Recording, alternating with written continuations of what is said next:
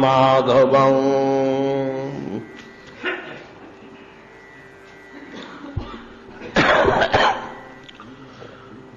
तं त्वद्यनूनं महतां गतिं गुरुं त्रैलोक्यकान्तं दृश्यमनमहोत्सवम् रूपं दधानं श्रिय ईप्सितास्पदं द्रक्षेममासन उषसः सुदर्शनः अथावरूढ सपदि शयोरथात् प्रधान पुंसोश्चरणं स्वलबद्धये धिया धृतं जोगिभिरप्यहं ध्रुवं नमस्य आभ्यं च सखिन बनौ कसः अप्यङ्घ्रिमूले पतितस्य मे विभु शिरस्य धास्यन् निजहस्तपङ्कजम् दत्ताभयं कालभुजङ्गरंहसा पृथ्वीजितानां शरणैषिणां नृणां समरहणं जत्र निधाय कौशिक तथा बलिश्चाप जगत त्रयेन्द्रतां जदवा विहारे ब्रज जोषितां श्रमं स्पर्शेन सौगन्धिक गन्धमानुदत् स्पर्शेन सौगन्धिक गन्ध्यपानुदत्। श्रील श्रीपाद सुखदेव गोस्वामी कहते महाराज परीक्षित श्रवण करंतु आम माने परमेश्वर परम ब्रह्म संबंध में अनुसंधान करने को गले जेपरी वेदांत कहले अथा तो ब्रह्म जिज्ञासा प्रथम सूत्र अवश्य को प्रथम सूत्र बोली विद्वान माने गणना करते नहीं या परवर्ती सूत्र होची प्रथम सूत्र एउटी प्रश्न सूत्र हिसाब से ग्रहण करा अथा तो ब्रह्म जिज्ञासा ब्रह्मानुसंधान ब्रह्म की पदार्थ ब्रह्म जानिबार इच्छा रे ब्रह्मानुसंधान रे ब्रह्म को खोजिबा पाई जो प्रस्तावना ओ का कार्यारंभ ताहा ए सूत्रटी सूचौछि एवं ब्रह्म की पदार्थ कि स्वभावगत कि स्वरूप कि तत्व कीदृश रहस्यमय कीदृश क्रिया संपन्न कीदृश धर्मशील ए जिनिष्टि जानिबा निमंते 556 सूत्र आवश्यकता पड़ी जहाँ को आमे वेदांत दर्शन बोली कहू जे सनातन धर्मर मस्तिष्क स्वरूप बोली बारंबार आमे घोषणा करुचे चर्चा करुचे आलोचना करुचे ब्रह्म की पदार्थ जानिबा को गले आमको अति सहज सरल रे दुर्बोध्य हेले मध्य गोटे उत्तर मिले सच्चिदानंद ब्रह्म याठू आउ संक्षिप्त उत्तर किछि मिलुनि शास्त्र मानकरे ब्रह्म होउछन्ति सत चित आनंदर समाहार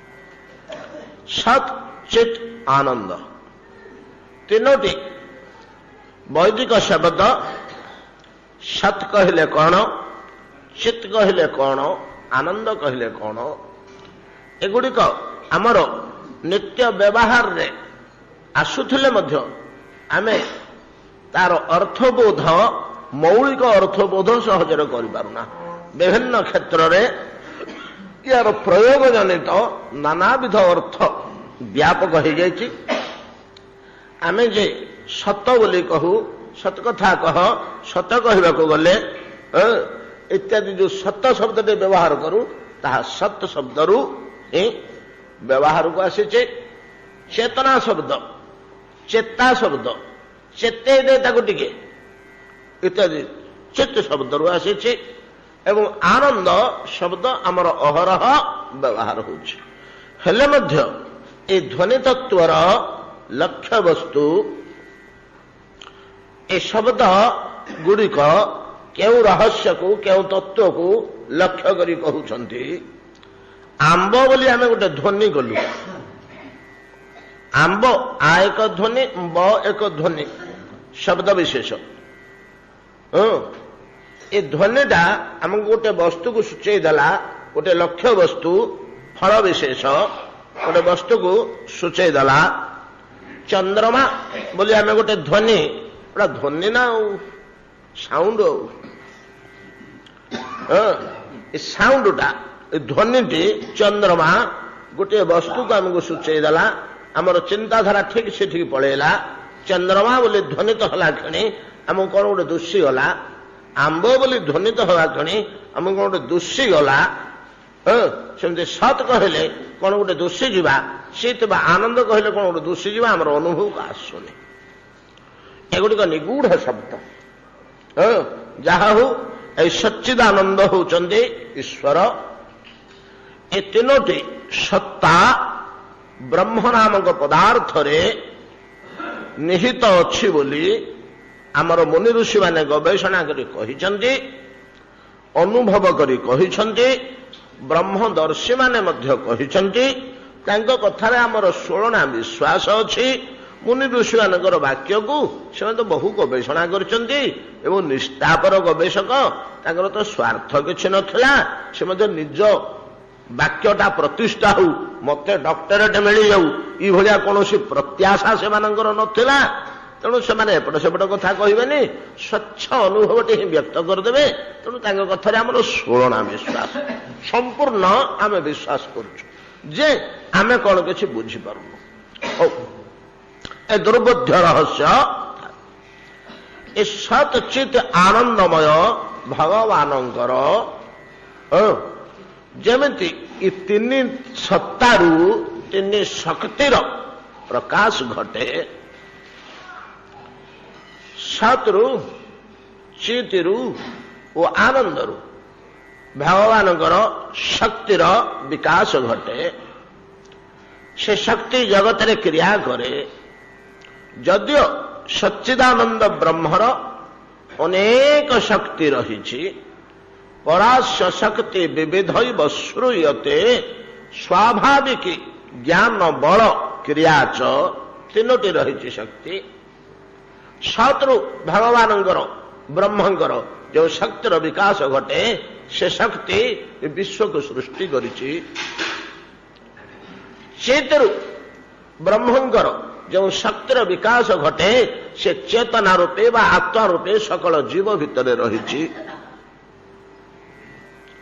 ସତ୍ରୁ ଯେଉଁ ଶକ୍ତିର ବିକାଶ ଘଟିଛି, ସେ ଗଛ ମାଛ ପାହାଡ଼ ପର୍ବତ ନଦୀ ନାଳ ସୂର୍ଯ୍ୟ ଚନ୍ଦ୍ର ଆକାଶ ଗଗନ ପବନ ଇତ୍ୟାଦି ସବୁ ସେ ତିଆରି କରିଛି।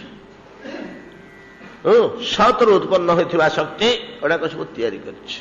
ଆମ ଦେହ ମଧ୍ୟ ସେ ତିଆରି କରିଛି। ଏଗୁଡ଼ାକରୁ ଆମ ଦେହର ସୃଷ୍ଟି, ଏଗୁଡ଼ିକରୁ ଆମ ଦେହର ସୃଷ୍ଟି। ତେଣୁ ଦେହକୁ ମଧ୍ୟ ଏ ସତ୍ ହିଁ ତିଆରି କରିଛି। ଏ ଦେହ ଭିତରେ ଯେଉଁ ପ୍ରାଣ ବା ଚେତନା ବା ଆତ୍ମା ବୋଲି ଆମେ ଯାହା ଅନୁଭବ କରୁଛେ, ମୃତ୍ୟୁ ସମୟରେ ଆମେ ଯାହାକୁ ହରେଇ ଦଉଛୁ, ଯେ ଥିଲା ପର୍ଯ୍ୟନ୍ତ ଆମେ ଜୀବନ୍ତ ବୋଲି ନିଜକୁ ଅନୁଭବ କରୁଛୁ, ସେଇ ଶକ୍ତିଟି ଚିତ୍ରୁ ଉତ୍ପନ୍ନ ବୋଲି ତାକୁ ଚେତନା ବୋଲି ଆମେ କହୁଛୁ। ଆଉ ଆନନ୍ଦରୁ ଯେଉଁ ଶକ୍ତି, ବ୍ରହ୍ମ ଦେହରୁ ଆନନ୍ଦରୁ ଯେଉଁ ଶକ୍ତିର ବିକାଶ ଘଟିଛି, ସେ ଶକ୍ତି ମଧ୍ୟ ପୂର୍ବୋକ୍ତ ଶକ୍ତି ଦ୍ୱୟ ତୁଲ୍ୟ ଚତୁର୍ଦିଗରେ ବ୍ୟାପକ ହୋଇ ରହିଛି। ତାହା ଦ୍ୱାରା ଆମେ ତୃପ୍ତି, ସନ୍ତୋଷ, ଶାନ୍ତି ଲାଭ କରୁ। ତାକୁ ଆନନ୍ଦ ଶକ୍ତି କୁହାଯାଏ, ଆନନ୍ଦରୁ ବିକଶିତ ହେବା ଶକ୍ତି। ଇଏ ତିନି ଶକ୍ତି ମୁଖ୍ୟ ଶକ୍ତି ଈଶ୍ୱରର। ତା ବାଦ ଅନେକ ଶକ୍ତି ଯେଭଳିଆ ରହିଛି, ତଦ୍ରୂପ ବ୍ରହ୍ମର ମଧ୍ୟ କିଛି ସ୍ୱଭାବଗତ ଧର୍ମ ରହିଛି, ନିଜସ୍ୱ ଧର୍ମ। ବ୍ରହ୍ମର ଶକ୍ତି ଯେପରି ରହିଛି, ନିଜସ୍ୱ ଶକ୍ତି, ବ୍ରହ୍ମ ବା ପରମେଶ୍ୱର ବା ଭଗବାନଙ୍କର ସେଭଳିଆ ନିଜସ୍ୱ ଧର୍ମ ମଧ୍ୟ ରହିଛି। ବୈଭବ, ଏଟାକୁ ବୈଭବ କୁହାଯାଏ। ଧର୍ମ, ସ୍ୱଭାବ। ଯେମିତି ଆମ ଭିତରେ ଅନେକ ଲୋକ ଅଛନ୍ତି ବଡ଼ ଚିଡ଼ା ଲୋକ, ହଠାତ୍ ରାଗିଯାନ୍ତି ଭୟଙ୍କର ଭାବରେ। କ'ଣ ଟିକେ ସାମାନ୍ୟ କଥା ହେଲା ଭୟଙ୍କର ଭାବରେ ରାଗିଯିବେ, ତାଙ୍କ ଲୋକ ଡରି ଚଳନ୍ତି, ମହାରାଗି ଲୋକରେ ସେ ନୁହେଁ କି? ହେଲେ ତାଙ୍କର ଧର୍ମ ହେଇଯାଇଛି, ସଂସ୍କାର ବଶତ ହେଇ। ଜଣେ ଲୋକ କିଏ ଅଛି ଗୋଟେ କୁଟିଳ, ସେ ଯେମିତି ହେଲେ ଦି ଜଣଙ୍କ ଭିତରେ କଳହ ଲଗେଇ ଦେଇ ବସିଥିବ, ସେ ତାର ଗୋଟେ ଧର୍ମ, ସ୍ୱଭାବଗତ ଧର୍ମ। କିଏ ସେ ଲୋଭୀ, ଏମିତି ସବୁ ସ୍ୱଭାବଗତ ଧର୍ମ ରହିଛି। କିଏ ସେ କାମୁକ, ସ୍ୱଭାବଗତ ଧର୍ମ ରହିଛି। ଏଟାକୁ ଧର୍ମ କୁହାଯାଏ। ଯେପରି ଜଳର ଧର୍ମ ରହିଛି, ନିମ୍ନକୁ ବହିଯିବା, ଯେକୌଣସି ପରିସ୍ଥିତିରେ ସେ ନିମ୍ନକୁ ବହିଯିବ। ଯେପରି ଅଗ୍ନିର ଧର୍ମ ରହିଛି, ସବୁ ବସ୍ତୁକୁ ସେ ଜାଳି ପୋଡ଼ି ଭସ୍ମ କରିଦେବ। ଏମିତି ଯାର ତାର ସବୁ ଧର୍ମ ରହିଛି, ବ୍ରହ୍ମର ମଧ୍ୟ ତଦ୍ରୂପ କିଛି ଧର୍ମ ରହିଛି ବୋଲି ଆମର ଶାସ୍ତ୍ରମାନେ ନିରୂପଣ କରି, ଚିନ୍ତା ଚେଷ୍ଟା କରି, ଗବେଷଣା କରି ନିର୍ଣ୍ଣୟ କରିଛନ୍ତି। ବ୍ରହ୍ମର ମଧ୍ୟ ଧର୍ମ ରହିଛି। ପ୍ରପର୍ଟି, ଆମେ ଯାହା କହୁଛୁ ପ୍ରପର୍ଟି, ଇଏ ପ୍ରପର୍ଟି ଶବ୍ଦର ଅର୍ଥ ସମ୍ପଦ ନୁହେଁ। ସମ୍ପଦ କହିଲେ ମଧ୍ୟ ଚଳିବ। ୟାକୁ ବୈଦାନ୍ତିକ ଭାଷାରେ ବୈଭବ ବୋଲି କୁହାଯାଏ। ଧର୍ମ, ପ୍ରପର୍ଟି, ବୈଭବ, ୟାକୁ ବୈଭବ କୁହାଯାଏ। ବୈଭବ ଅଛି ବୋଲି ବ୍ରହ୍ମକୁ ଆମେ ବିଭୁ ଶବ୍ଦରେ ସମ୍ବୋଧନ କରୁ। ହେ ବିଭୁ ବୋଲି ଯୋଉ ଆମେ କହୁ, ତାକୁ ସେଇ ବୈଭବ, ସେଇ ବୈଭବଟାର ପରିପ୍ରକାଶକୁ ବିଭୂତି କୁହାଯାଏ। ମିରାକଲ, ବିଭୂତି ବୋଲି ଆମେ କହୁଛୁ। ଗୀତାରେ ବିଭୂତି ଯୋଗ କୁହାଯାଇଛି ଭଗବାନଙ୍କର। ଏକାଦଶ ସ୍କନ୍ଧରେ ବିଭୂତି ଯୋଗ କୁହାଯାଇଛି। ବୈଭବଶାଳୀ ବୋଲି ତାଙ୍କୁ ବିଭୁ କୁହାଯାଏ। ବୈଭବ କହିଲେ ଏଇଗୁଡାକ, ଯେପରି ସତ୍ ଚିତ୍ ଆନନ୍ଦମୟ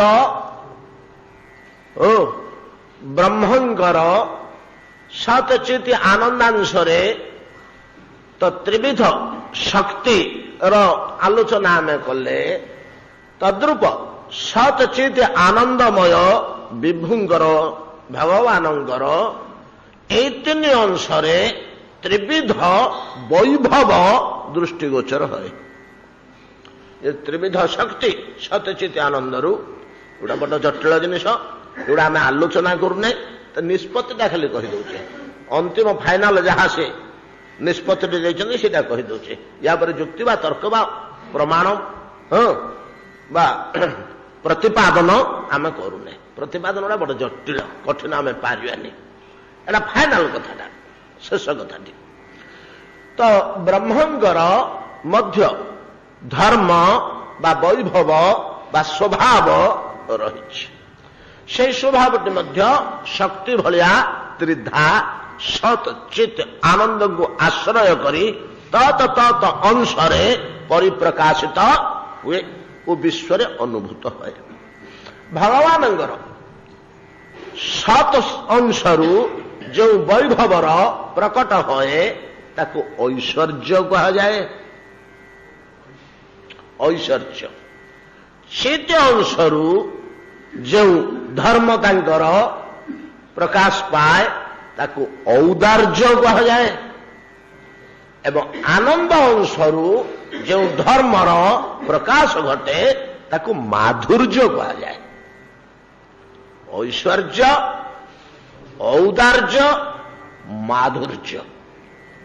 ବ୍ରହ୍ମର ସତ୍ ଚିତ୍ ଆନନ୍ଦ ତିନି ଅଂଶରୁ ବ୍ରହ୍ମଙ୍କର ଐଶ୍ୱର୍ଯ୍ୟ ବୈଭବ, ଔଦାର୍ଯ୍ୟ ବୈଭବ ଓ ମାଧୁର୍ଯ୍ୟ ବୈଭବ, ଏ ତିନି ପ୍ରକାରର ବୈଭବ ମୁନି ଋଷିମାନେ, ଉପାସକମାନେ ଯେଉଁମାନେ ଚିତ୍ତ ସଂଯୋଗ କରିପାରିଛନ୍ତି ବ୍ରହ୍ମଙ୍କ ନିକଟରେ, ଏ ତିନି ପ୍ରକାର ବସ୍ତୁକୁ ହିଁ ଆସ୍ୱାଦନ କରନ୍ତି। ଶକ୍ତିଟା ଆସ୍ୱାଦନ କରି ହେଉନି। ଶକ୍ତିଟା ଆସ୍ୱାଦନ କରି ହେବ କି? ଭଗବାନଙ୍କୁ ପାଇ ବଡ଼ ସନ୍ତୁଷ୍ଟ ହେଇଗଲେ, ବଡ଼ ପ୍ରେମ ହେଇଗଲା। ଭଗବାନଙ୍କୁ ପାଇଗଲେ ବୋଲି ଧର୍ମ ତିନିଟାକୁ ପାଇଲେ। ଆଉ ଭଗବାନ ବୋଲି କିଛି ନାହିଁ ପଦାର୍ଥ। ପାଇଲା ଭଳିଆ ବସ୍ତୁ କିଛି ନାହିଁ, ଖାଲି ସ୍ୱୀକାର ଗୋଟେ ଅଛି ବୋଲି ସିନା ଅସ୍ତି ଇତି ସ୍ୱୀକାର, ନହେଲେ ପଦାର୍ଥଗତ ନା ସୂକ୍ଷ୍ମ ନା ସ୍ଥୂଳ ନା କାରଣ କିଛି ନାହିଁ, ଖାଲି ସ୍ୱୀକୃତିଟେ, ତାର ଅସ୍ତିତ୍ୱ ଅଛି, ଏତିକି ଆମେ ସ୍ୱୀକାର ମାତ୍ର କରୁଛୁ। ଅହମ ଏବ ଆସନ ଏବ, ମୁଁ ଥିଲି, ଏତିକି ତମେ ଖାଲି ସ୍ୱୀକାର କର, ଆଉ ତମର କିଛି କରିବାର ନାହିଁ ମୋ ପାଖରେ।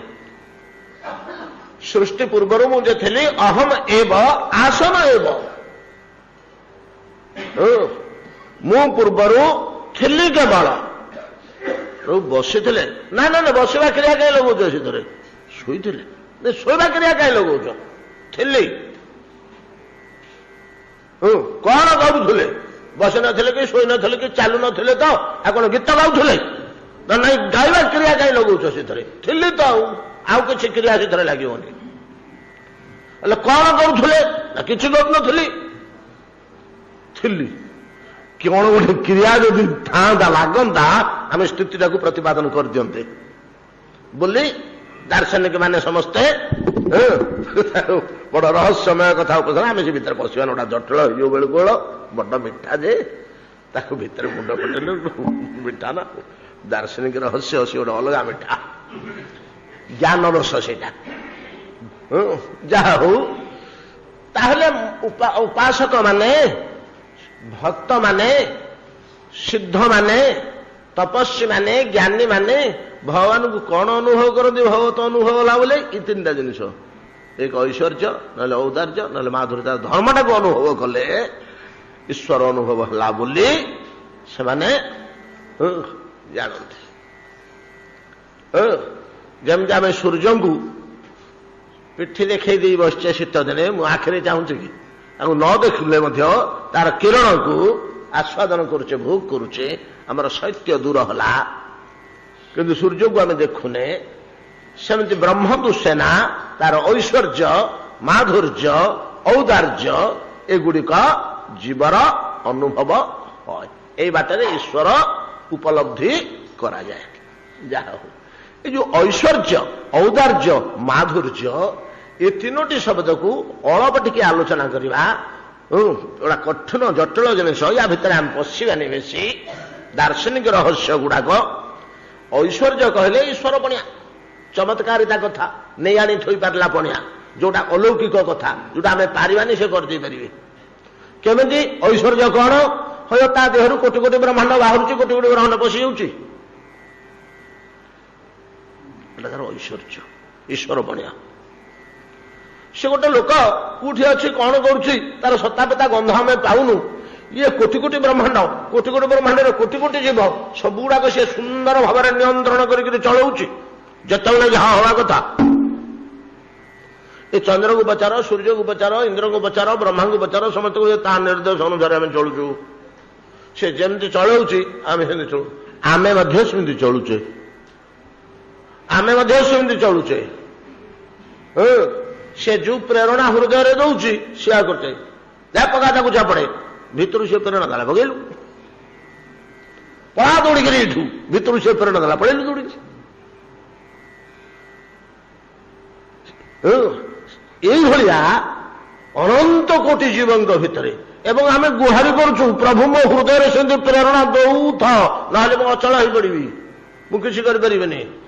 ଆପଣ ଗାୟତ୍ରୀ ମନ୍ତ୍ରଟା ଆଉ କଣ? ଗାୟତ୍ରୀ ମନ୍ତ୍ରଟା ଆଉ କଣ? ଧିୟୋ ଜନଃ ପ୍ରଚୋଦୟାତ୍, ନଃ ଆମ୍ଭମାନଙ୍କର ଧିୟୋଃ ବୁଦ୍ଧିରେ ପ୍ରଚୋଦୟାତ୍, ପ୍ରକୃଷ୍ଟ ପ୍ରେରଣା ପ୍ରଦାନ କରନ୍ତୁ। ପ୍ରଚୋଦୟାତ୍, ପ୍ରେରଣା ପ୍ରଦାନ କରନ୍ତୁ। ଉତ୍କୃଷ୍ଟ ପ୍ରେରଣା ବୋଲି ଏଠୁ କୁହାଯାଉଛି, ଉତ୍ତମ ପ୍ରେରଣା ପ୍ରଦାନ କରନ୍ତୁ। ଏଇଭଳିଆ ଜଗତଟାକୁ ଯୋଉ ସେ ନିୟନ୍ତ୍ରଣ କରି ରଖିଛି, ଆହୁରି ବହୁତ ବହୁତ କଥା। ପାଣି ଉପରେ ପଥର ଭସେଇ ଦଉଛି, ଅଙ୍ଗୁଳି ଆଗରେ ପର୍ବତ ଧରିକରି ଠିଆ ହଉଛି, ଅଗ୍ନି ଭୋଜନ କରି ପକଉଛି, ନାଇଁ କି ଅସମ୍ଭବକୁ ସମ୍ଭବ କରି ପକଉଛି।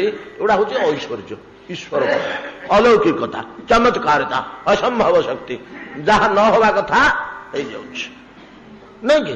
एगुड़ा भगवान ऐश्वर्य कहुए। औदार्य क्या कहुए? औदार्य हूँ भगवान हंस रूप अवतीर्ण हो ब्रह्मांगर पुत्र मानक उपदेश प्रदान कले। ज्ञानोपदेश ज्ञान भगवान ब्रह्मांग सम्मुख आत्म प्रकाश कर हृदय वेद संचार कले। प्रेरणा आम हृदय प्रेरणा गला भाया ब्रह्मांग हृदय वेदता हृदय प्रकाश करेले। औदार्य शक्तिर क्रिया भगवान रामावतार कठोर भाव सत्यव्रत पालन कले। शिखेले लोक देखरे पिले इमती सत्य आम किए पालन करें। एवं रामावतार भगवान प्रत्येक कार्य ए काम्हा गोटे दीटा छाड़देले लीला दृष्टि शूर्पणखार नशाकर्ण छेदन बाली को गोपन अंतराल बद्ध एमती गोटे दीटा लीलात्मक कथा छाड़देले बाकी सब धर्म नीति को नहीं एते नैतिकतापूर्ण जीवन एते धर्ममय जीवन एते नियम को धरी चलवा भगवान निजे आचरण कर देखदेले। अन्य अवतार मानक गुड़ा सब देखई पृथु ऋषभ कपिल नहीं कि ये सब भिन्न भिन्न अवतार रे सब पृष्णी गर्भ पृष्णी नुह पृष्णी गर्भ इत्यादि अवतार मानक सब देखई औदार्य ज्ञान संबंधी नियम संबंधी तो जीवन जापन सत जीवन जापन संबंधी सत व्यवहार संबंधी इत्यादि सब जो आचरण गुड़िक भगवान देखते वेदर प्रकाश ठू आरंभ करी एवं समस्त हृदय विवेक रूपे भगवान जो प्रेरणा से औदार्य विवेक समस्त हृदय विवेक रूपे से विद्यमान अच्छा भगवान औदार्य शक्तिर गोटे क्षीण अंश जीव हृदय रही विचार विवेक करें एगुड़ा कहला औदार्य। आ गोटे माधुर्य बोली भगवान अच्छी कथा मोटे वर्णना तीत माधुर्य एमती सुखमय एपरी आनंद एपरी मनोरम एपरी हृदयाकर्षी एपरी चित्ताकर्षक ये मोह करदेव ये मुग्ध करदेव जे मनीष को किसी घर नाई द्वार नाई कि ना भसईदेव सब तुच्छ कर टाणीदेव बाहर को। जदन चरित लीला कर्ण पीयूष विप्रुट सकृत धन विधूत द्वंद धर्मा विनष्टा सपति गृह कुटुंब दीनम उच्छृज्य दीन बहव इह विहंगा भिक्षु चर्जांग चरंती। केते केते धनशाली लोक तो विश्व मालिकाना जो मैंने करुले भरत प्रभृति राजा तार माधुर्य शक्ति भगवान तार माधुर्य धर्म घर बाहर कर भिक मगईदेला से भिक माग पसंद करुच्ची कोटि ब्रह्मांड ऐश्वर्य त्याग करदे भोग विलास संपद त्याग करदे कौन पाँच से ना बड़ मिठा सोडा दरकार नहीं मोर कि मिठा से पाँच एतद व्यतीत माधुर्य भगवान जो रूप को देखे दे वेशभूषा को देखे दे आम तन्मय हो जाऊे ओहो लावण्य ओहो सुंदर आहे प्रभु केड़े सुंदर दुश्च हे आहा कौन दुश्चंदी आज ठाकुर नहीं कि जोठी जोठी आमको भगवान रूप गुण आचरण गोटे आनंद भाव आ गोटे जिन औदार्यर लक्षण आम छाड़ी आसे बड़ जिनिस करुणा कोटि कोटि भगवान एमती कृपा करते औदार्यर छाड़ी आसते मझे औदार्यर वैभव भितर भगवान कृपा करुणा जो करुणा जीवन भूल भाल को अपेक्षा करे ना डाकिला क्षणी कृपा करती से डाकिला क्षणी कृपा करती एवं कहते दुख करी मु डाकिली मत किए डाकिला मु शुणिनी गोटे घटना कह तो मत कहीं डाकुन मु जगिची तुम डाकिले तुमको साहाय्य करी बोली किए कौटी मत डाकिला मु साहाय्य कलिनी गोटे कथा कह बोली भगवान दुख करी कहते द्वितीय स्कंदर गोटे श्लोक अच्छी कौटी श्लोकटा मोर घोषा नहीं तो एड़ा सब हूँ औदार्यर आउ माधुर्य ମାଧୁର୍ଯ୍ୟ ଶବ୍ଦଟାରୁ ଆମର ମଧୁର ତ ଆମର ଗୋଟେ ମଧୁରାଷ୍ଟକ ବୋଲିକିରି ଅଛି ନାଇଁ କି? ଦେଖିଥିବେ ସବୁ କେମିତି ଖାଲି ମଧୁର, ସବୁ ମଧୁର। ବିଶ୍ୱ ଦେଖ ମଧୁମୟରେ ଜୀବନ, ବିଶ୍ୱ ଦେଖ ମଧୁମୟ, ସେ ମଧୁ ଝରଣ କରିବ ହରଣ, ତୋ ପାପ ମରଣ ଭୟ। ଏ ସମସ୍ତ ଉକ୍ତି ଗୁଡିକର ତାତ୍ପର୍ଯ୍ୟ ଗଙ୍ଗାଧର ମେହେରଙ୍କର ଲେଖା ଏଇଟା ବୋଧେ। ବିଶ୍ୱ ନା ମଧୁସୂଦନ ରାଉଙ୍କର? ମଧୁସୂଦନ ରାଉଙ୍କର। ବିଶ୍ୱ ଦେଖ ମଧୁ। ମଧୁସୂଦନ ରାଉ ତ ସବୁତକ ଉପନିଷଦ ମନ୍ତ୍ର ଗୁଡିକ ଅନୁବାଦ କରିଛନ୍ତି ନିଜ ଭାଷାରେ, ସବୁ ଉପନିଷଦ ମନ୍ତ୍ର ଗୁଡିକ। ବିଶ୍ୱ ଦେଖ ମଧୁମୟ, ମଧୁ ସବୁଠୁ ଝରୁଛି। ମଧୁ ବାତରୁ, ମଧୁ ଋତରୁ, ମଧୁ ସମୁଦ୍ରରୁ, ସିନ୍ଧୁରୁ ସବୁଠୁ ମଧୁ ଝରୁଛି। ଭଗବାନଙ୍କ ମାଧୁର୍ଯ୍ୟ ତଳେ ଆସ୍ୱାଦନ ହୁଏ। ଯାହା ହଉ, ଆଉ ଆମେ ଏ ଭିତରେ ବେଶୀ ବାଟ ଯିବାନି। ଭଗବାନଙ୍କର ମନକୁ ଐଶ୍ୱର୍ଯ୍ୟ, ଔଦାର୍ଯ୍ୟ, ମାଧୁର୍ଯ୍ୟ, ଏ ଯୋଉ ତିନିଟା ଜିନିଷ ଆମେ ପାଇଲେ, ଭଗବତ ଧର୍ମ ଅକ୍ରୂର କହୁଛନ୍ତି। ତ ଅକ୍ରୂର କହୁଛନ୍ତି, ହଇ ହୋ ତମେ ମତେ ପଚାରୁଛ କୃଷ୍ଣଙ୍କ ହସ୍ତ ମୋ ମସ୍ତକରେ ଲାଗିଗଲେ କୋଉଠି ବଡ କଥା ହେଲା? ଏମିତି କେତେ ଲୋକ ମୁଣ୍ଡରେ ତେଲ ଘଷୁନାହାନ୍ତି, ବାରିକ ମାନେ ଆସିକି ତ ଅଧଘଣ୍ଟା ଲେଖାଏଁ ଘଷୁଛନ୍ତି ନାଇଁ କି? ଏ ହସ୍ତ ଆଉ ସେ ହସ୍ତ ଭିତରେ ତୁଳନା କରିବାର ଶକ୍ତି ତମର ଅଛି?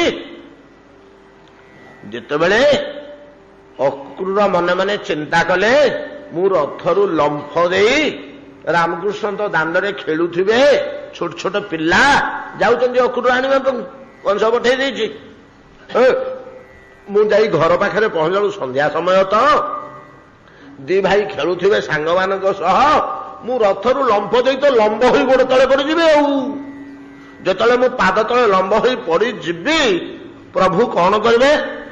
ଅପ୍ୟାଙ୍ଘ୍ରି ମୂଳେ ପତିତସ୍ୟ ମେ ବିଭୁ ଶିରସ୍ୟ ଧାସ୍ୟ ନିଜ ହସ୍ତ ପଙ୍କଜମ୍ ଦତ୍ତାଭୟଂ କାଳ ଭୁଜଙ୍ଗ ରଂହସା ପ୍ରୋଦ୍ବେଜିତାନାଂ ଶରଣୈ ଶିଣାଂ ନୃଣାଂ।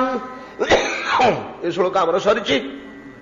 ମୋ ମସ୍ତକରେ ସେଇ କରକର କମଳ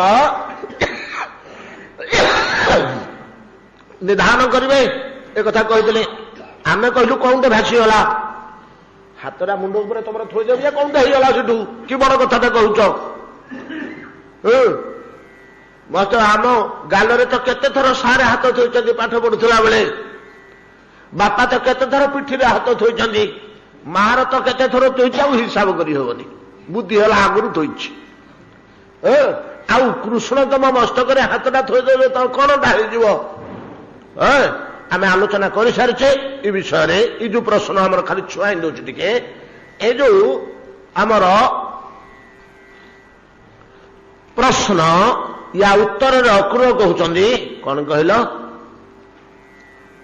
କୃଷ୍ଣଙ୍କର କରକମଳ ମସ୍ତକରେ କେତେ 5-7 ଦିନ ଧରି ଆଲୋଚନା କଲେନି ଏ କଥାଟି। ଆଉ ଦୁର୍ଲଭ ବସ୍ତୁ ତ କେବଳ କାଳ ଭୁଜଙ୍ଗ ରଂହସା ପ୍ରୋଦ୍ବେଜିତ ବ୍ୟକ୍ତି ମାନେ ଏଇ କରକମଳରେ ଶରଣ ପଶିବାକୁ ଚାହାନ୍ତି, ସେତିକି ନୁହେଁ।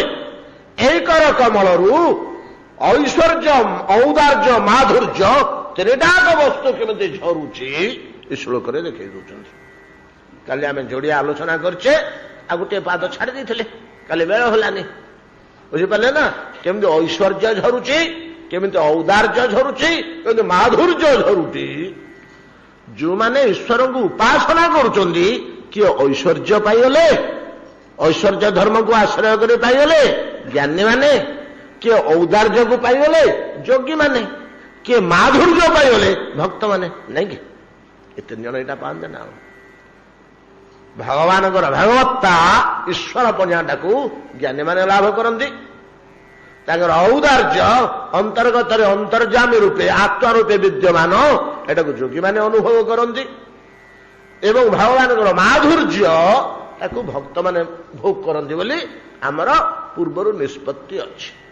ବଦନ୍ତି ତତ୍ ତତ୍ତ୍ୱବେଦମ୍ ତତ୍ତତ୍ ଜ୍ଞାନମ୍ ଅଦ୍ୱୟମ୍ ବ୍ରହ୍ମେତି ପରମାତ୍ମେତି ଭଗବାନ ଇତି ଶବ୍ଦ୍ୟତେ।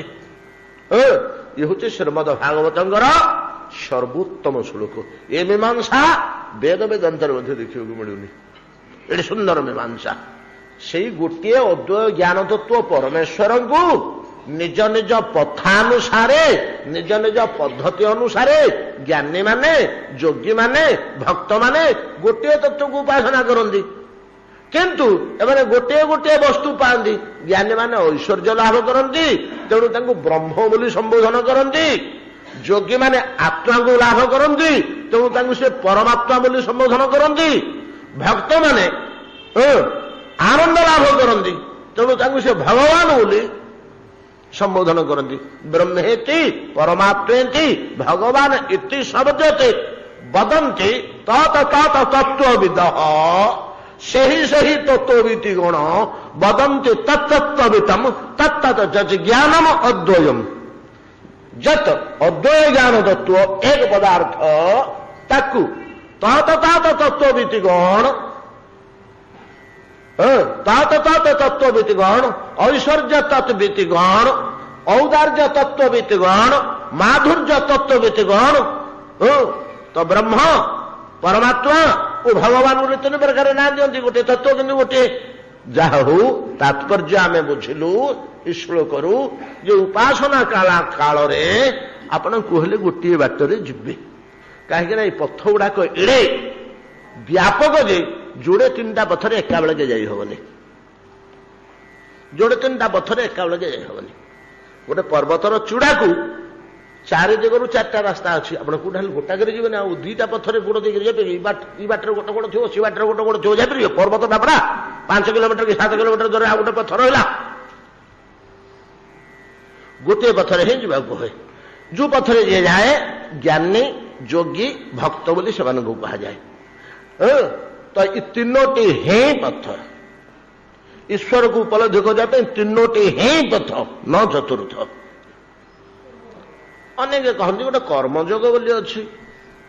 ହଁ, କର୍ମଯୋଗ ଅଛି ଯେ କର୍ମ ଏଇ ତିନିଟା ଆଗରେ ଆବଶ୍ୟକ ଅଛି। କର୍ମ ସମସ୍ତେ ସବୁଠି କରିବାକୁ ବାଧ୍ୟ। କର୍ମ ଏମିତି ଗୋଟିଏ ଜିନିଷ, ଅକର୍ମ ହେଇ କିଏ ଗୋଟିଏ ମୁହୂର୍ତ୍ତ ତ ବସିପାରିବନି ନା। ନ ହି କଶ୍ଚିତ୍ କ୍ଷଣମପି ଯାତୁ ତିଷ୍ଠତି ଅକର୍ମ କୃତୁ କାର୍ଯ୍ୟତେ ହ୍ୟବଶଃ କର୍ମ ସର୍ବ ପ୍ରକୃତି ୟାର ଗୁଣ ହିଁ ପ୍ରକୃତି ଜାତ ଗୁଣ ମାନେ। ତେଣୁ କଣ ହେଲେ ଗୋଟେ କର୍ମରେ ଲଗେଇଥିବେ ତୁମ ଅଜ୍ଞାତରେ ଅଜାଣତରେ। ଆଜ୍ଞା ମୁଁ କିଛି କରୁନି, ଖାଲି ବସିଛି। ଭାଇ ବସିବା ମଧ୍ୟ ଗୋଟିଏ କର୍ମ। ବସିବା ମଧ୍ୟ ଗୋଟିଏ କର୍ମ। ତ କିଛି କରୁନି କହିଲେ ଏଟା ସମ୍ଭବ ନୁହେଁ। କଣ ହେଲେ ଗୋଟିଏ କରୁଛୁ। ଯାହା ହଉ ତେଣୁ କର୍ମ ସବୁଠି ଆବଶ୍ୟକ ଅଛି। ଜ୍ଞାନରେ ମଧ୍ୟ କର୍ମର ଆବଶ୍ୟକତା ଅଛି, ଯୋଗରେ ମଧ୍ୟ କର୍ମର ଆବଶ୍ୟକତା ଅଛି, ଭକ୍ତିରେ ମଧ୍ୟ କର୍ମର ଆବଶ୍ୟକତା ଅଛି। କେବଳ କର୍ମ ବୋଲିକିରି ଯାହା ରହିଛି କର୍ମଯୋଗ, ସେ ମଧ୍ୟ ଦି ପ୍ରକାର ଅଛି। ସକାମ କର୍ମଯୋଗ, ନିଷ୍କାମ କର୍ମଯୋଗ। ସକାମ କର୍ମଯୋଗରେ ଈଶ୍ୱର ମିଳନ୍ତି ନାହିଁ, ସ୍ୱର୍ଗ ମିଳେ। ସକାମ କର୍ମଯୋଗରେ ଈଶ୍ୱର ମିଳନ୍ତି ନାହିଁ, ଉପଲବ୍ଧି ହୁଏ ନା। ସ୍ୱର୍ଗ ପର୍ଯ୍ୟନ୍ତ କେବେ ମିଳେ? ସକାମ କର୍ମଯୋଗ କାହାକୁ କୁହାଯାଏ? ବେଦର ଯାଗ ଯଜ୍ଞ ଗୁଡାକୁ ସକାମ କର୍ମଯୋଗ। ଆଗେ ନିଷ୍କାମ କର୍ମଯୋଗଟା ହିଁ ଜ୍ଞାନ ଆଡକୁ ନେଇଯିବ, ନହେଲେ ଭକ୍ତି ଆଡକୁ ନେଇଯିବ, ନହେଲେ ଯୋଗ ଆଡକୁ ନେଇଯିବ। ସେଟା ପ୍ରାଥମିକ କ୍ଲାସଟା ଯେମିତିକା ଗୁରୁ ମିଳିଯିବ, ପୂର୍ବ ଜନ୍ମର ଯେମିତି ସଂସ୍କାର ଥିବ ସେ ବାଟରେ ନେଇଯିବ, କହିଲେ ଗୋଟେ ବାଟରେ ଛାଡିବ। ଜ୍ଞାନ ଯୋଗ ଭକ୍ତି ଏ ତିନି ଗୋଟି ମାର୍ଗରେ ଈଶ୍ୱରଙ୍କ ନିକଟରେ ଉପନୀତ ହେଇ ଜ୍ଞାନ ମାର୍ଗରେ ଈଶ୍ୱରଙ୍କର ଐଶ୍ୱର୍ଯ୍ୟ, ଯୋଗ ମାର୍ଗରେ ଈଶ୍ୱରଙ୍କର ଔଦାର୍ଯ୍ୟ, ଭକ୍ତି ମାର୍ଗରେ ଈଶ୍ୱରଙ୍କର ମାଧୁର୍ଯ୍ୟ, ଏ ତିନୋଟି ଅନୁଭବ ହୁଏ। ଅକ୍ରୁର କହୁଛନ୍ତି ଭାଇ ଯେତେବେଳେ ଭଗବାନ ଶ୍ରୀକୃଷ୍ଣ ମସ୍ତକ ଉପରେ ସ୍ନେହରେ ହାତ ଥୋଇଦେବେ, ମୁଁ ତ ଲମ୍ବ ହୋଇ ପାଦ ତଳେ ପଡିଯିବି ନା। ଅକ୍ରୁର ଉଠା ଉଠା ଉଠା ବୋଲି ଛଳ ଛଳ ଆଖିରେ, ସ୍ନେହ ଗଦଗଦ କଣ୍ଠରେ, କେଡ଼େ ବଡ଼ ଆଶା ଲୋକଟାର ବିଶ୍ୱାସ, ମୁଁ ପ୍ରଭୁ ମତେ ସ୍ନେହ କରିବେ ନା। କ୍ୟ ଅକୁର ତମକୁ ସ୍ନେହ କରିବେ? ତମେ ଯାଉଛ କଣ ପାଇଁ? ବାନ୍ଧିକିରି ଆଣିବ ବୋଲି ଯାଉଛ ପରା। ପଠେଇଛି କିଏ ତମକୁ? ଘୋର ଶତ୍ରୁ କଂସ ପଠେଇଛି। ଦାଣ୍ଡରେ ସୁଭିଲା ରାମକୃଷ୍ଣ ବେନି ଭାଇ, ଅକ୍ରୁର ଆସିଛି ତାକୁ ବାନ୍ଧି ନେବା ପାଇଁ। ରାଜା ପରଜା ସହିତ ସଜ ହୋଇଥାଅ କାଲି ଚଳିବ ପ୍ରଭାତେ। ଆଉ ତମକୁ ଭଲ ପାଇବେ? यार आलोचना कर यार उत्तर देइछथि परवर्ती श्लोक रे यार उत्तर देइछथि हम टिका आगुआ पळि आसले आ तुमको स्नेह करिवे ना हो मते स्नेह करिवे कि भलिया स्नेह करिवे प्रभु मते जू हिसाब रे स्नेह करिवे एतादृश स्नेह जगत रे नाही ब्रह्मलोक जनलोक प्रभृति वैकुंठ लोक रे मध्य दुर्लभ ये जागतिक स्नेह नुह आवेगमय प्राण रे उत्कंठित हृदय रे प्राणर बंधु को प्रियतमा को स्नेहर पुत्र को खबर पाइलु बात्या हो बन्या हो भूमिकंप हो कौन हो पुओ से तार सन्धान मिलूनी घरे खियाने पियाने शोभती हठात पुओ बैग नजर पड़े बापा मु भल अच्छी से जो तृप्ति स्नेह पुत्र प्रति कल्पना करूँ आमर तो समय ना एगुड़ा आलोचना करने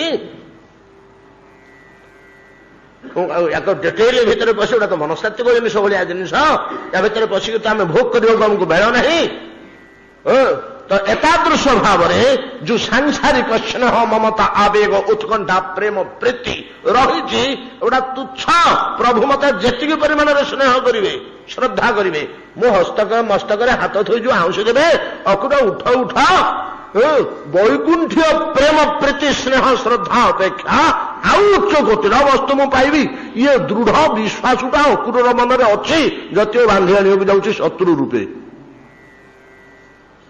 जाऊँगी शत्रुवत कार्य जबरदस्ती आनिवे हाथी गोड़ तले पेशिकी मारदे बोली प्रस्ताव रजा मंत्री दी जन आगर अकुट जड़े मंत्री ना कौन सर जाऊँ उद्देश्य अंतकरणा कौन होती स्नेह मु प्रभुठू पाइबी ये गाढ़ विश्वास ये आत्म प्रत्यय नहीं कि ये आत्म प्रत्यय अकुरंगर केमिति जात होउची कि पदार्थ ये कि हृदय तांगर अनुभव हुए आम 2-4 दिन तले आलोचना करुले जमती विभीषण लंका भितर विद्यमान सेमती ये गोटे से टाइप कौन होते खोजले जना पड़ो कोठी जे कंसर सभा भितर मंत्री रूपे विद्यमान विश्वस्त मंत्री रूपे अंतःकंठारे चिंता करुचंदी जे ज्ञानी माने केते समय लगे भगवान ऐश्वर्य को पूर्ण मात्रा अनुभव करने बहुना जन्म ना अंते ज्ञानवान मांग प्रपद्यते वासुदेव सर्वम इति समहात्मा दुर्लभ ऐश्वर्य वासुदेव सर्वम इति सब गुड़ाक वासुदेवमय वासुदेव सर्वम इति समहात्मा दुर्लभ बहुना जन्म ना अंते जोगी माने अनेक जन्म संप्राप्त तो जाति परांगतिम जोगिनांग सर्वे सांग मत गति अनंतरात्मना नहीं ये श्लोकटा नुह जतता मत जोग मार्ग जो माने उपासना करती अनेक जन्म संप्राप्त से मत एक जन्म पाती नहीं भक्त केते हिसाब से कौटी कौन पाई आम कहीपरि ध्रुव को केवल 60,000 ना केते जन्म लगिगला बोले आम जानिछु जाऊ से कथा थाऊ तो एतिके जन्म ज्ञानी माने जोगी माने भगवान ऐश्वर्य औदार्य को पाती नहीं किंतु मु आज एका बेले भगवान जो मम हस्तक पाद हस्त थोई देवे अकुर कहते जे ज्ञानी जहा पाए जोगी जहा पाए भक्त जहा पाए 3 जन जहा पाती सब तक मुझे एकालके पाई कोटि कोटि जन्म जहाँ से पाइबा समर्थ होना बहु बहु जन्म जहाँ पाइबा समर्थ होना से सब तक आज मु पाई आम बोधे आगे पारानी बेसी तार जटिल जिनिस गुड़ाक से नहीं पहुंचेगा समय लगुच केमिति हाँ एथुरु ज्ञानी मानकर प्राप्य एवं जोगी मानकर प्राप्य आमे पाई सारे ऐश्वर्य औदार्य ये 2टा कथा मोर आलोचना हो जाए किपरि जितेबाला प्रभु मो हाथ मस्तक हाथ थोईदेवे बोली अकुर परिकल्पना करुँच कि हस्त कि भलिया ना समरहरम जत्र निधाय कौशिक तथा बलिश्चाप जगत त्रयेन्द्रताम् जदबा विहारे ब्रज जोषितं श्रमं स्पर्शेन सौगंधिक गंधमा पुनोदत् କଣ କହୁଛନ୍ତି କାଲି ପାଦଟି ଆଲୋଚନା କରିଛେ ସମରହଣ ଯତ୍ର ନିଧାୟ କୌଶିକ ତଥା ବଳିଶ୍ଚ ଆପ ଜଗତ ତ୍ରୟେନ୍ଦ୍ରତାମ୍। ଆପ ଜଳ ଟିକେ ସମାରୋହଣ ରୂପରେ ଦେବୀ ବୋଲି ସଂକଳ୍ପ କରି ଇନ୍ଦ୍ର ଯେଉଁ କର କମଳରେ କିଛି ପୂଜା ଅର୍ଚ୍ଚନା କରିଦେଇ ଜଳ ଟିକେ ଥୋଇଦେଇ ସମାରୋହଣ ସଂକଳ୍ପ କଲାବେଳେ ହାତରେ ପାଣି ଦିଅନ୍ତୁନି, ଶଙ୍ଖରେ ପାଣି ଦେଖନ୍ତୁନି। ଶୁକ୍ରାଚାର୍ଯ୍ୟ ପରା ଅଟକି ଦେଇଥିଲେ ବୋଲି ଆମର କଥାରେ ଅଛି।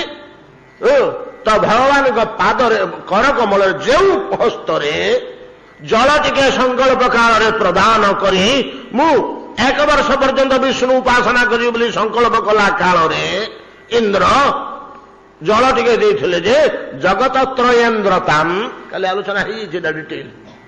3 ଜଗତର ଇନ୍ଦ୍ରତ୍ୱ ପାଇଛିକିରି ଇନ୍ଦ୍ର ହିଁ ବସିଛନ୍ତି। ଐଶ୍ୱର୍ଯ୍ୟ ମିଳିଗଲା। ଐଶ୍ୱର୍ଯ୍ୟ ମିଳିଗଲା ଜଗତର ଇନ୍ଦ୍ରତାମ୍। ଇନ୍ଦ୍ରତ୍ୱ ଅପେକ୍ଷା ଆଉ ବଡ ସମ୍ପଦ କିଛି ଅଛି କି? ଆଉ ସିଆଡକୁ ପୁରା ବୈରାଗୀର ରାଜ୍ୟ ଆମେ ଆଲୋଚନା କରିଦେଲେ। ସମ୍ପଦ ଆଉ ଭୋଗ ବିଳାସ କେବଳ କୋଉଠା ବନ୍ଧ ସ୍ୱର୍ଗ ପର୍ଯ୍ୟନ୍ତ। ମହଲୋକ ଜନଲୋକ ତପଲୋକ ଆଡକୁ ତ ତ୍ୟାଗର ଲୋକ ପଳେଇ ଆସିଲା। ଆଉ ତ୍ୟାଗୀ ବୈରାଗୀ ଗୁଡା କାଲି ଆଲୋଚନା କରିନଥିଲେ। ବକଳ ମଧ୍ୟ ସେଠି ଗଛ ବୃଛ ନାହିଁ, ବକଳ ମଧ୍ୟ ମିଳୁନି, ନଙ୍ଗଳା ଆଇ ବୋଲୁଛନ୍ତି। ଇଠୁ କନ୍ଦମୂଳ ମଗେଇ ନେଇକିରି ଖାଉଛନ୍ତି। ସେଟା ପୁରା ତ୍ୟାଗ ବୈରାଗ୍ୟର ଭୂମି ସେଗୁଡାକ। ଭୋଗ ଭୂମି 3ଟା। ପାତାଳରେ କଣ ଅଛି ସେଟା ପରେ ବିଚାର କରିବା। ପାତାଳ କଥା ଏଠି ଆମର ଆଲୋଚନା ପଡନି। ଭୂଲୋକ, ଭୁବଲୋକ ଆଉ ସ୍ୱର୍ଗ ଲୋକ, ଏ 3ଟାକ ଲୋକର ଆଧିପତ୍ୟ ଇନ୍ଦ୍ର ପାଇଛନ୍ତି। କେମିତି ଏଇ କର କମଳରେ ପାଣି ଟିକେ ଦେଇ ସଂକଳ୍ପ କାଳରେ ସମାରୋହଣ ପ୍ରଦାନ ପୂର୍ବକ ତାର ଫଳ ସ୍ୱରୂପ ଇନ୍ଦ୍ର ତ ପାଇଯାଇଛନ୍ତି। ଆଚ୍ଛା ବଳି କଣ କରିଛନ୍ତି? ଏଇ ହାତରେ ପାଣି ଟିକେ ସମ୍ପର୍କ କାଳରେ ଦେବେ ବୋଲି 3 ପୁରର ଇନ୍ଦ୍ର ତାକୁ ଛାଡି ଦେଇଛନ୍ତି। ଶୁକ୍ରାଚାର୍ଯ୍ୟ ଗୁରୁଦେବ ମନା କରି ସବୁ ପଳେଇବାରେ ଆଜ୍ଞା ସର୍ବସ୍ୱ ଯାଉ, ଇଏ ହାତରେ ଟିକେ ପାଣି ଦେଇ ପକେଇବି। ସର୍ବସ୍ୱ ଯାଉ ପଛେ ଇଏ କର କମଳରେ ଟିକେ ଜଳ ପ୍ରଦାନ କରିଦେବି। ଏ ଲୋଭରେ ଗୁରୁଦେବଙ୍କୁ ମଧ୍ୟ ଛାଡ଼ିଦେଲେ ବୋଲିକି ଶୁଣିବାକୁ ମିଳୁଛି। ଅତଏବ ଐଶ୍ୱର୍ଯ୍ୟର ଶେଷ ସୀମା ଇନ୍ଦ୍ରତ୍ୱ ଯେଉଁ କର କମଳରୁ ପାଇଲେ ଇନ୍ଦ୍ର, ଔଦାର୍ଯ୍ୟ ତ୍ୟାଗ ବୈରାଗ୍ୟର ଶେଷ ସୀମା ସର୍ବସ୍ୱ ତ୍ୟାଗ ଯେଉଁ କର କମଳରୁ ପାଇଲେ ବଳି, ଐଶ୍ୱର୍ଯ୍ୟ ଔଦାର୍ଯ୍ୟ ଦିଟା ପଳେଇଲା। କାଲି ତ ଆଲୋଚନା ହେଇଯାଇଛି, ଖାଲି ସୂଚେଇ ଦେଲେ ଆଜି। ବାକି ରହିଲା ଗୋଟିଏ ମାଧୁର୍ଯ୍ୟ। ହୈହ କ୍ରୂର ସତ କଥା ତ ଏଇ କର କମଳରୁ ଇନ୍ଦ୍ର ଐଶ୍ୱର୍ଯ୍ୟ ପାଇଗଲେ, ଔଦାର୍ଯ୍ୟ ଯୁକ୍ତ ବୈରାଗ୍ୟ ବଳି ପାଇଗଲେ। 2 ଜଣ 2ଟା ପାଇଗଲେ। ଆଉ ମାଧୁର୍ଯ୍ୟ ନା? ମାଧୁର୍ଯ୍ୟ ମଧ୍ୟ ମୁଁ ପାଇଯିବି ସେ ହସ୍ତରୁ। କିପରି କହୁଛନ୍ତି? ସେଇ ହସ୍ତ ଯେପରି ଇନ୍ଦ୍ରଙ୍କୁ ଇନ୍ଦ୍ରତ୍ୱ ପ୍ରଦାନ କରିଛି, ବଳିଙ୍କୁ ବୈରାଗ୍ୟ ପ୍ରଦାନ କରିଛି, ସର୍ବସ୍ୱ ତ୍ୟାଗ କରିବାର ମନୋଭାବ ଦେଇଛି। ସମରହଣ ଯତ୍ର ନିଧାୟ କୌଶିକ ତଥା ବଳିଶ୍ଚାପ ଜଗତ ତ୍ରୟେନ୍ଦ୍ରତାମ୍। ଯଦ୍ବା ବିହାରେ ବ୍ରଜ ଯୋଷିତାଂ ଶ୍ରମଂ ସ୍ପର୍ଶେନ ସୌଗନ୍ଧିକ ଗନ୍ଧ୍ୟ ପାନୁଦାତ। ଯେଉଁ କର କମଳ ରାସ ବିହାର କାଳରେ ରତିଶ୍ରାନ୍ତା ବ୍ରଜାଙ୍ଗନା ମାନଙ୍କୁ ସ୍ପର୍ଶ କରି ଚରମ ସୁଖ ପ୍ରଦାନ କରିଛି। ଏଇ କର କମଳ ତ ଯଦ୍ବା ବିହାରେ ରାସ ବିହାର କାଳରେ ବ୍ରଜ ଯୋଷିତାଂ ଶ୍ରମଂ, ଏ ସ୍ପର୍ଶ ମାତ୍ରେ ତାଙ୍କର ଶ୍ରମ ଦୂର ହୋଇଯାଇଛି। ହାତ ବାଜି ଯାଇଛି ଭଗବାନଙ୍କର ତାଙ୍କ ଦେହରେ। ସବୁ କ୍ରାନ୍ତି, ସବୁ ଅବସାଦ, ସବୁ ଶ୍ରମ ଦୂର ହେଇଯାଇଛି। କୋଉଠି କେମିତି? ଆମେ ତ ଏଇ ଅଳ୍ପ ଦିନ ତଳେ ରାସ ବିଳାସଟା ପଢି ଆସିଲେ ନା, ରାସ ପଞ୍ଚାଧ୍ୟାୟୀ। ଗୋଟେ ଶ୍ଲୋକ କାହାର ମନେ ଅଛି କି? ମନେ ନଥିବ, କହିଦେଲେ ମନେ ପଡିଯିବ। ଯେତେବେଳେ ବ୍ରଜାଙ୍ଗନା ମାନେ ଶ୍ରୀକୃଷ୍ଣ ଭଗବାନଙ୍କ ସହ ନାଇକି ତଦୋଡୁ ରାଜ ନାଇକି କକୌ ଭାଇ କରେର ମୁଖମ ଇତ୍ୟାଦି ମନେ ଅଛି ତ? ଦୃଷ୍ଟ୍ୱା कुमतवंत अखंड मंडलं रमाननाभंगमव कुंकुमारुणम इभलिया रात्रिटे जेतले देखिदेले भगवान चिंता कले तो ब्रजांगना मानक पाखरे बहु कालरू मु ऋणी से केवल उपासना कर चलती कि देले नौ नाहंती मो संगे टिके हसबे खेलिबे बुलिबे मो सहित अंतरंग होइजिबे एतिकी सेमानकर वासना गला वर्ष कात्यायनी व्रत कले आज अवने जमुना बालुका राशि नहीं कि ब्रजांगना मानक सह आमे क्रीड़ा करवा बोले जमी मंदार मूले बदनार बिंदम बिंबाधरे पूरी तो वेणुनादम डाक पकईले निश्चम गीतम तदनंग वर्धनम ब्रजांगना मैंने 2 डिग्री पागल घर पलैले नाना प्रकार आलाप आलोचना आम करे कौन होला परिशेष भगवान समस्त को ग्रहण कले ब्रजांगना मान होउचंदी अनंत आमे तांकु गोटे संख्यार सीमित करिछु 16,000 बोली हो सेतिकी नहले प्रकृत से आम गोटे आलोचना करथिले ना गोटे टीकार धरिकरी 300 कोटी बोली 300 कोटी बोली ब्रजांगना तो आमर व्यवहार 16 सहस्र ब्रजांगना 16 सहस्र ब्रजांगना 16,000 आम तो ये 100-150 लोक बसले एति दुश्ची जोटी 1000 लोक हेले तो आम मठ जगह हेबनी 16,000 बोले तो आम विश्वमर विद्या पढ़े आउरी साढ़े पलैब चर्च बंद एतिकी लोक भितरे तरुणी भितरे ब्रजांगना मान भितरे कृष्ण तो गोटे मूर्ति 8 वर्षर पिला इुड़ा लंब लंब बड़ गुड़ाक तरुणी गुड़िक से पिला 8 वर्ष के उच्च हम एति उच्च तो लुचिजे भितरे सहित किलीला करेंगे से ब्रजांगना मानकर कि उपभोग हम कौन तो से पाइबे या चिंता करी भगवान कौन कले अंगना अंगना मध्य माधव माधव माधव चांतरेणांगना इत्थमा कल्पित मंडले मध्य संजोग वेणुना देवकी नंदन भगवान श्री कृष्ण अंगना अंगना मध्य माधव गोपिके गोविंद गोटिए स्वर्ग देखती देवताए गोटे गोपी की गोटे गोविंद हले 2 जन परस्पर को पाइले गोपीटी गोविंद को पाइला गोविंद गोपी की पाइले गोविंद जहां दबा कथा गोपी की दे पकड़े गोपी जहां तार शोषण कर नवा कथा संग्रह कर नवा कथा कोटि कोटि कल्प धरी उपासना कर पड़ी रही किछि छुईनी उपासनार शेष सीमा कौन त्याग त्याग त्याग त्याग भगवत प्रीत्यर्थे कि कौन है टे नहीं भगवान निजक लज्जित हेले केते मु तोठू नौथि किसी हेले तोते दे पार्लिनी तो पाखे ऋणी रही कि चिरकाल कही सारे मु चिर ऋणी रहीगली बोली तुम पाखे लो आज जो सुजोग भगवान माधुर्य भंडार खोली देते ने केते नेबू ने जहाँ 1-2 घंटा भितर से नहीं जाइए ना आउ चांस मिलू बोली कौन निश्चित अच्छे एतादृश अवस्था गोपी गोविंद क्रीड़ा करुँच जो क्रीड़ा को रास क्रीड़ा कहुए रास क्रीड़ा कहले मंडलाकार नृत्य विशेष रास श्रीधर स्वामी पाद आदि टीकाकार भागवतर जहां को सब टीकाकार मानने को बाध्य मानी से कौन कहले मंडलाकार नृत्य विशेष रास हाथ को हाथ धरी छंदा छंदी क्वापि वीणा भिड़ा किंकिणी मंडित क्वापि वीणा भिड़ा रा वीणा मंडित क्वापि वीणा भिड़ा किंकिणी नर्तित क्वापि वीणा भरा मंतरंगायित संजोग वेणुना देवकी नंदन केमती सब बाजुच केमती ताले ताले जो नृत्य हूँ रासमंडल नृत्यर ताले ताले ब्रजांगना मानकर पादर कौन नुपुर बाजुची नुपुर ताले ताले कटीर केंकणी बाजुची केंकणीर ताले ताले हाथर केउर कंकण प्रभृति रमझुम सब गोटे ताल समस्त रासमंडल ये रमझुम शब्द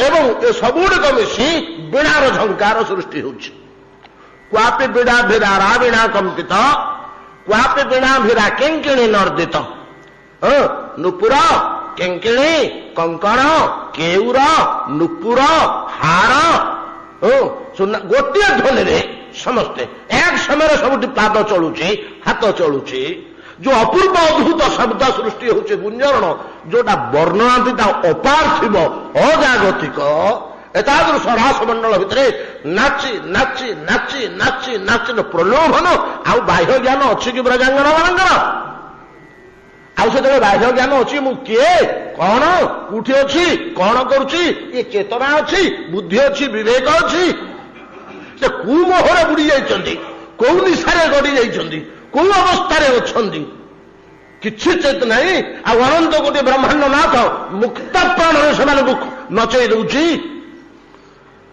तो प्रेम मदिरा रस मदिरा पान विहोलिता ब्रजांगना मान नाची नाची नाची नाची नाची नाची रात्रि 2 प्रहर बेलू अवस्था एमती होगला जे घर निश्वास केवल गम गम झाड़ बोही जाऊँगी क्लांत श्रांत किए कथा कही पारना किए निशा बल सीना नाची जाऊँगी गाई जाऊँगी गाइबा कथा ध्यान पड़ी अच्छे कि सब गाई किए केतले गाउंट नाचुंट केते समय देहटा संभाले तो होची जेतले अर्धरात्रि परवर्ती समय चंद्रमा तले मस्तक उपर उज्ज्वल किरण जाड़ी दौरान से एमती क्लांत श्रांत हो गले जे ब्रजांगना माने सबू बेक ढाली किए कोठी पड़ी जे पाद ठीक होनी इमती अवस्था तले भगवान देखी पकेले मो प्रियतमा गुड़ाक मो प्रियतमा गुड़ाक ये शब्दटीर तात्पर्य रसिक हृदय रे साहित्यिक ढंग रे आपण बोध कले हम भाव समस्त ग्रहण करें साहित्य समस्त को सुख लगे साहित्यर भाव को किए क्यों परिमाण ग्रहण करती से उभंज प्रभृति कवि मैंने अभयनु सामंत सुमार कहते जे गोटे कविर आयुष लेकर गोटे ग्राहक वंचित गोटे कवि आयुष गोटे ग्राहक वंचित कविर कवित्व बुझा साहित्यर मर्म बुझा रस भोग करवा समस्ते रस ग्रहण करें समान भय स्वभाव बुद्धि गुण स्वच्छ आर्द्र स्वभाव लक्षण रसरत्न चिन्हाग्राहिका बुद्धि रसरत्न चिन्हाग्राहिका शक्ति एते लक्षण युक्त जो व्यक्ति संयोग संबंध हृदय जात हुए प्रणय विधु तो रसशास्त्र अंतिम निष्पत्ति मानकर अनुवाद उत्कल भाषा अभिमन्यु सामंत सिंह दौरान ये गुण लक्षण जहाँ पाखे थी से रसर महत्व बुझे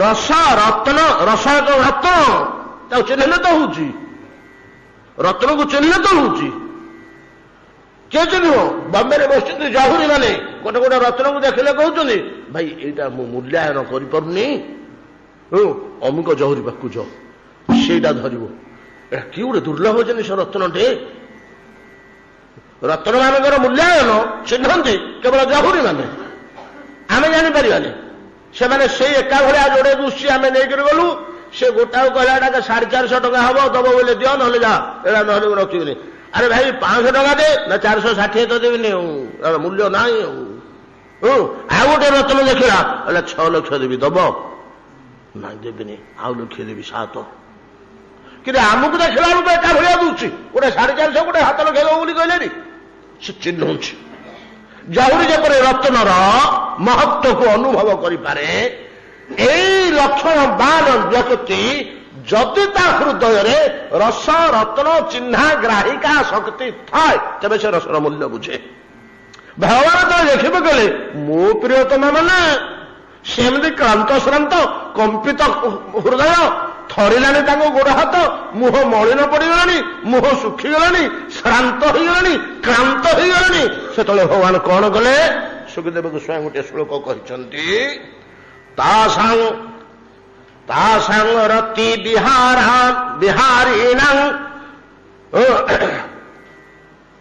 तासांग रति विहारेण श्रांतानां बदनानि च भगवान तले देखिब कहले श्री कृष्ण एमानकर अवस्था एमती हो जाइए ब्रजांगना मानकर कौन हो जाइए ना तासां ब्रजांगना रति विहारेण रास विहार तो श्रम श्रमेणां अत्यंत श्रम हो जाए ता संग बदनानि च बहुवचन बदनानि च प्रामृजत करुण प्रेम संतमेन च पाणिना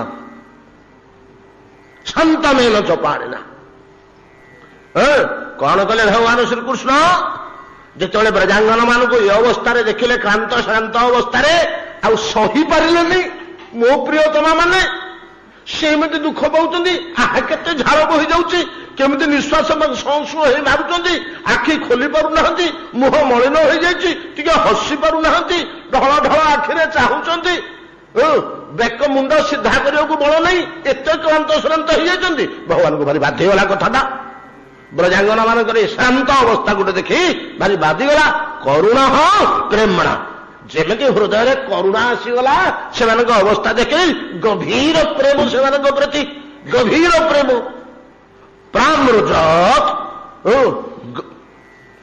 करुण प्रेमणा करुणा रस और प्रेम रस दीदाक हृदय भितर वृद्धि उठिला भगवान ब्रजांगन मानकर भाया क्रांत श्रांत अवस्था देखी से कौन कले ना संतमेन च पाणी ना पाणी संतम संतम शब्दटा दी थर आसी रास विलास भितर आमे पूर्वर थरे आलोचना करिचे एबे ताऊ बेल नहीं संतम शब्द कथा कहवाकू संतम बोले अति सुखकर एमती स्पर्शटा जे से स्पर्श नाना प्रकार स्पर्श अच्छी नाना प्रकार स्पर्श अच्छी एमती स्पर्शटा जे नहीं कि माता छुआ टी गल करुच्ची खुआई सारा मुहरे अंठा गुड़ा लगे रेखिक पोछुची से गोटे स्पर्श पिलाटा बुलूला गोटे कादू कि महिला गोटे पीठरे बड़ी अच्छी घसी बाहर से भी गोटे स्पर्श हाथ में पोछि दौची केतवे उठू जब टे हल्कि कुतकुत करुच्ची से भी गोटे स्पर्श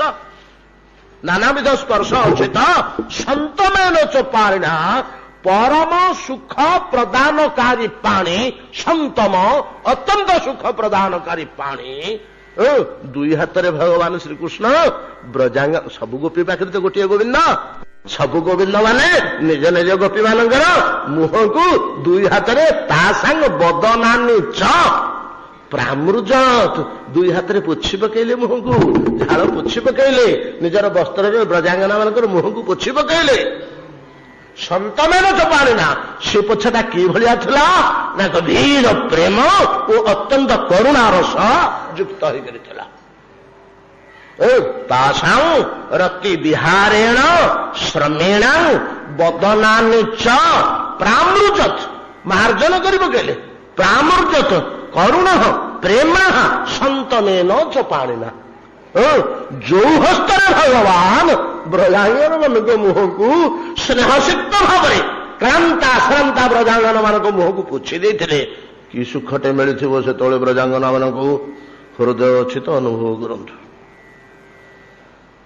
जार जी हृदय अच्छी से हिसाब से अनुभव करंतु रतिक्रांता ब्रजांगना मान भगवान स्नेह करुण मुह को पोछि देले आउंसी पकेले जो सुखटा ब्रजांगना माने पाइथिले ए भाई माने मु आज से सुख पाइबी भगवान से हस्तपद्म मोर मस्तक स्थापन करिवे ऐश्वर्य औदार्य माधुर्य तीनटाक वस्तु केमती शुण आज्ञा तत्वता भितर भितर भर्ती होकर रही कथा लीला भितर ऐश्वर्य पाइगले इंद्र औदार्य पाइगले बलि माधुर्य पाइले ब्रजांगना अकुर को जो तीन टाक मु पाइबे जी केड़े लोभ केड़े लालसा लोकटार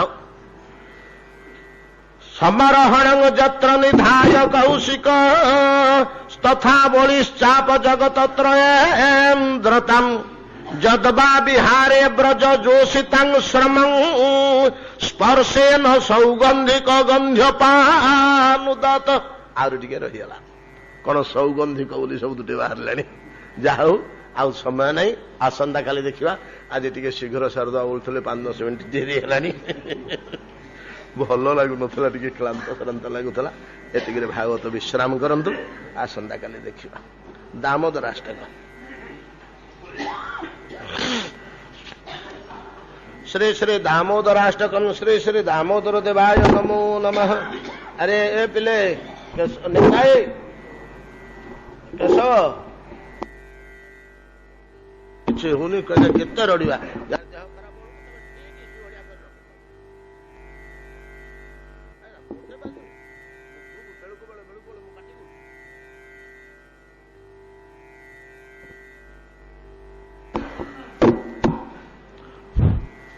श्री श्री दामोदराष्टकम श्री श्री दामोदर देवाय नमो नमः।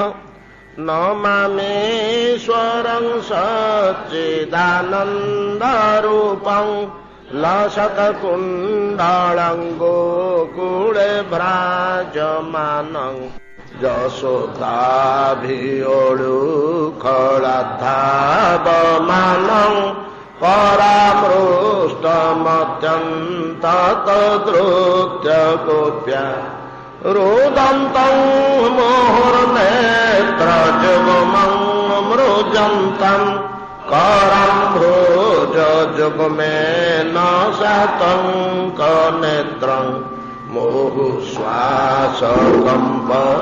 त्रिरेखाङ्ककण्ठ स्थितग्रैव दामोदरं भक्तिबद्धम् एति द्रोगुषलीलाभिरानन्दकुण्डे स्वघोषं निमज्जन्तं माख्यापयन्तं तद्विहेषितज्ञेषु भक्तैरर्जितत्वं पुनः प्रेमतस्तं सतावृत्तिं वन्दे वरं देवमोक्षं न मोक्ष